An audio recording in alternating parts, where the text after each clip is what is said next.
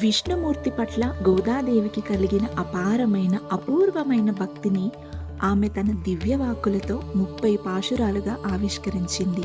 అందులో ఒకటి పౌర్ణమి చంద్రుడు ప్రకాశించే ఈ పవిత్రమైన మార్గశిర మాస ఉదయాన ఓ సకులార, పవిత్ర స్నానం చేయడానికి రండి.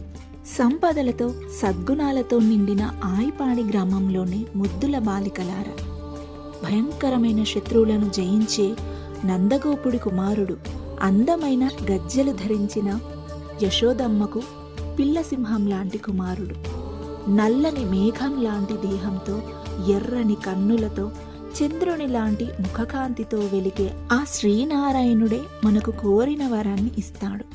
లోకమంతా ఆయనను పొగిడేలా మన వ్రతాన్ని శ్రద్ధతో ప్రారంభిద్దాం రండి. ఇది కేవలం స్నానం గురించి కాదు, మనస్సు శుద్ధి చేసుకుని అహంకారాన్ని విడిచి పూర్తి శరణాగతితో శ్రీమన్నారాయణ్ణి ఆశ్రయించడం.